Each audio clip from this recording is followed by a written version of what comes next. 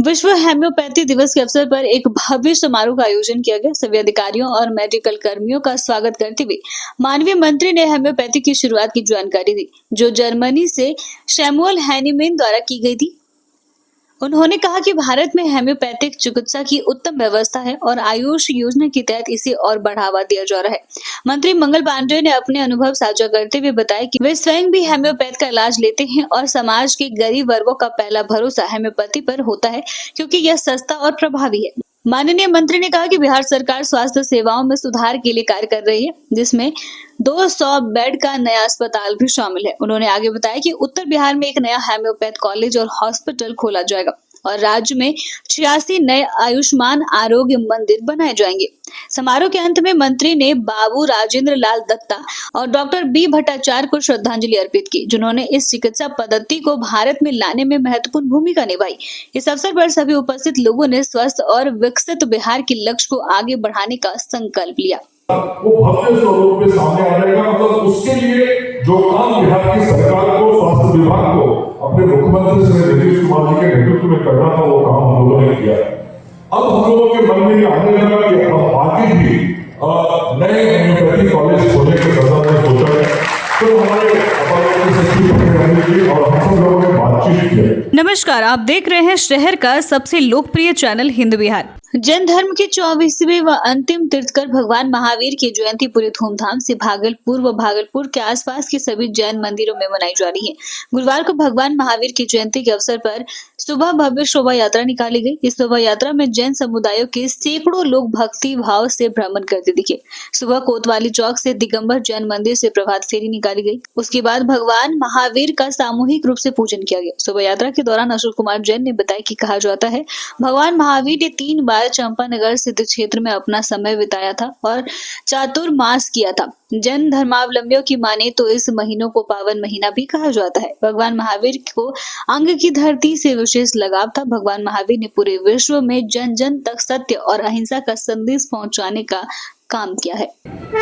वर्तमान 24 के अंतिम के धनकर भगवान महावीर का जन कल्याणक महोत्सव है। इसके उपलक्ष्य में पूरे नगर भर में शोभा यात्रा का प्रवर्तन किया जा रहा है। भगवान महावीर के ने सत्य, अहिंसा, अचौर्य, ब्रह्मचर्य, अपरिग्रह के सिद्धांत पूरे विश्व को दिए हैं, जो कि उनकी अनमोल देन है। उनके आधार पे पूरे विश्व का कल्याण हो सकता है और पूरे विश्व का संतुलन साधा जा सकता है। भागलपुर का पहला NABH मान्यता प्राप्त अस्पताल ओम ENT एंड मैटरनिटी हॉस्पिटल। यहाँ मिलती है कान, नाक, गले और मैटरनिटी संबंधित अत्याधुनिक सुविधाएं। यहाँ ब्लडलेस और दूरबीन विधि, एंडोस्कोपी, ब्रोंकोस्कोपी और मॉड्यूलर ऑपरेशन थिएटर की सेवाएं 24 घंटे उपलब्ध है। साथ ही यहाँ ऑडियोलॉजी और स्पीच थेरेपी की भी सुविधा उपलब्ध है। महिलाओं के लिए मॉड्यूलर लेबर टेबल और सिजेरियन सेक्शन टेबल के साथ 24 घंटे संपूर्ण मैटरनिटी की सुविधा उपलब्ध है। साथ ही यहाँ बांझपन के इलाज के लिए सेवाएं उपलब्ध है। हमारे यहाँ कैशलेस सुविधा उपलब्ध है। हमारा लक्ष्य आपकी सेहत और सुरक्षा। ओम ENT एंड मैटरनिटी हॉस्पिटल, हर कदम पर आपके साथ।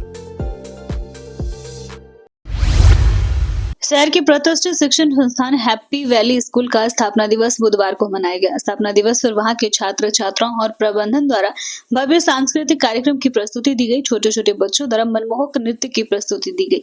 इससे पहले कार्यक्रम का उद्घाटन महापौर डॉक्टर वसुंधरा लाल एवं विशिष्ट अतिथि जवाहरलाल नेहरू मेडिकल कॉलेज के अधीक्षक डॉक्टर हेमशंकर शर्मा, निर्देशक डॉक्टर संजय सिंह, उप निर्देशिका डॉक्टर प्रतिभा सिंह, प्राचार्य चंचल गिरी द्वारा दीप प्रज्वलित कर किया गया। इस अवसर पर विभिन्न परीक्षाओं प्रतियोगिताओं में प्रथम स्थान लाने वाले छात्र छात्राओं को पुरस्कृत किया गया। प्राचार्य चंचल गिरी ने विद्यालय के गुणवत्तापूर्ण पठन पाठन तथा छात्रों के लिए अनुशासन पूर्ण वातावरण की व्यापक चर्चा की।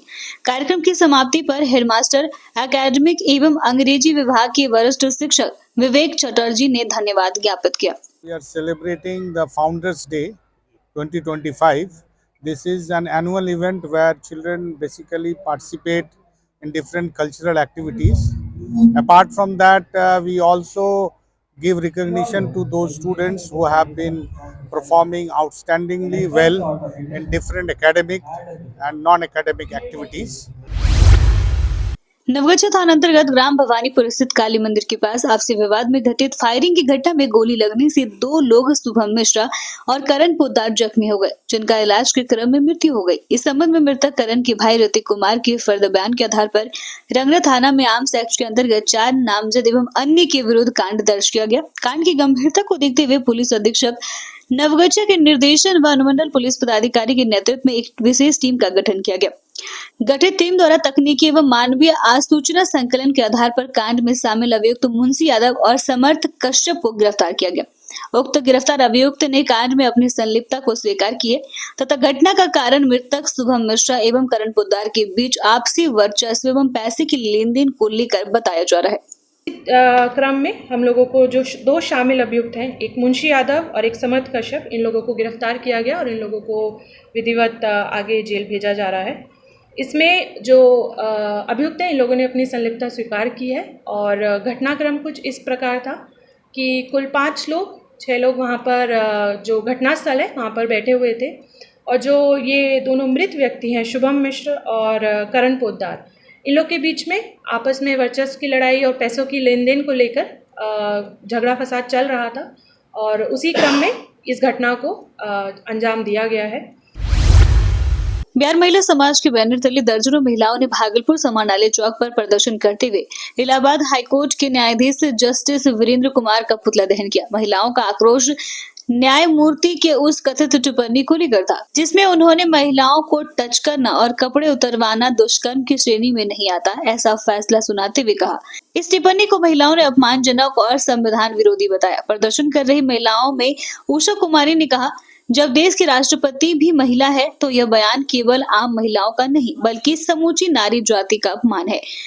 हम इसे किसी भी सूरत में बर्दाश्त नहीं करेंगे। प्रदर्शनकारियों ने चेतावनी दी, कहा कि यदि न्यायमूर्ति अपना बयान वापस नहीं लेते हैं और इस पर माफी नहीं मांगते तो यह आंदोलन और व्यापक रूप लेगा। राम दीदी, परिधि सबको मिल करके आज जो महिलाओं के खिलाफ, बच्चों के खिलाफ जो इलाहाबाद हाईकोर्ट का जजमेंट जो आया है, इसके खिलाफ हम लोग पुरजोर विरोध पूरे देश में आज कर रहे हैं। सिर्फ यही भागलपुर में नहीं, पूरे देश में आज का दिन में कर रहा है। सुपौल जिले के वीरपुर अनुमंडल पुलिस पदाधिकारी सुरेंद्र कुमार के रीडर बिट्टू कुमार को निगरानी विभाग की टीम ने 30,000 की रिश्वत लेते हुए रंगे हाथ गिरफ्तार किया है। मिली जानकारी के अनुसार वीरपुर में एक केस को लेकर पीड़ित व्यक्ति से सहयोग के बदले रीडर द्वारा 30,000 की मांग की जा रही थी। इस बाबत पीड़ित ने निगरानी विभाग से शिकायत की। शिकायत की जांच के बाद टीम ने जाल बिछाया तथा रकम लेते वक्त रीडर को गिरफ्तार कर लिया गया। गिरफ्तार के बाद रीडर को भागलपुर निगरानी कोर्ट में पेश किया गया, जहाँ से न्यायिक हिरासत में जेल भेज दिया गया है। ये मामला रिश्वत लेन देन से संबंधित है।